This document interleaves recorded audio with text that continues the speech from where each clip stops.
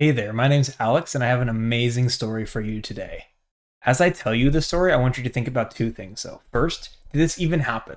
Like, is it something that could happen at all? And then, second, could it happen today, even if it didn't happen before?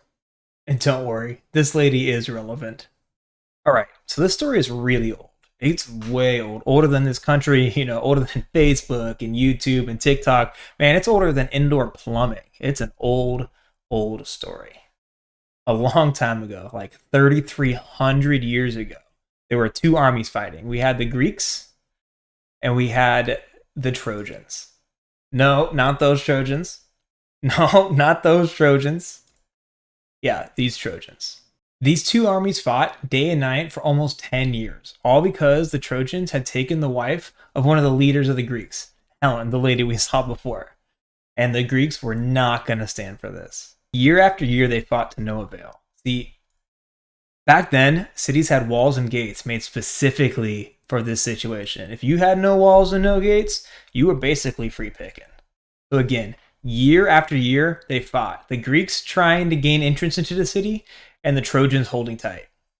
Now, there's a few things you need to know about these two nations. First, the Greeks were well known for their art.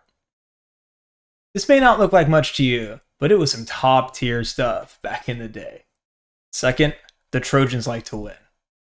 No, not these Trojans. No, not those Trojans either. Yes, these Trojans. Both of these things, though, were well known by both sides. As the war drew on, most people thought victory was in the hands of the Trojans, the ones defending the city. So the Greeks had to think of something clever. They weren't going to win this war with just raw willpower, they had to use their brains. But as time went on, it seemed like they were running out of solutions. But then they had an idea. They went back to their ships and they tore them apart. They worked all day and all night to make a beautiful sculpture from the reclaimed wood.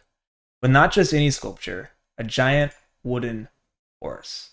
This horse was going to be a gift, an apology, if you will. A monumental, hey, we attacked you guys nonstop for a decade, we're really sorry kind of apology. You know, the kind that you normally give for birthdays. The horse was built and wheeled to the gates, and then the Greeks left. They hopped in their ships and they got out of there. The Trojans were definitely wary of such things, though, right? After all, the Greeks have been fighting them tooth and nail for about a decade. That's a long time to fight, just to pack up and leave and go, here's a gift. So the Trojans started discussing it. They thought of burning it at one point, which, let's be honest, that'd be a crazy big bonfire. But aware of this gift-giving culture, the Trojans decided to bring in the amazing gift. After all, they had won. Why shouldn't they celebrate?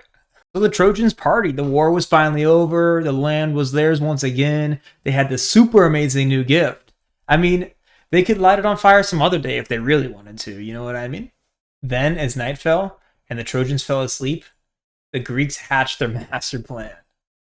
Once it was quiet and in the dead of the night, the Greek soldiers that were hidden away inside the belly of the horse opened the hatch, climbed down the ladder, and opened the gates to the city to let their fellow soldiers in. This was obviously a fatal blow to the Trojans. Not only had they partied through the night, their gate was wide open. It was over. Instead of winning like they had thought, the war ended that night with the Grecians victorious. So let's circle back to the questions I asked you at the beginning of the video. First, could this even happen today? Do we have walls and gates in cities like this? Are gifts like this even given anymore? The last one I remember is the Statue of Liberty.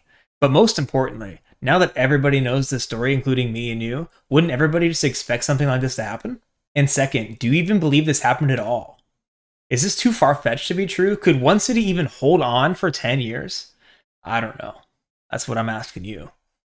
Anyway, let me know what you think. Thanks for hanging out with me. I hope to see you again soon. Have a great day.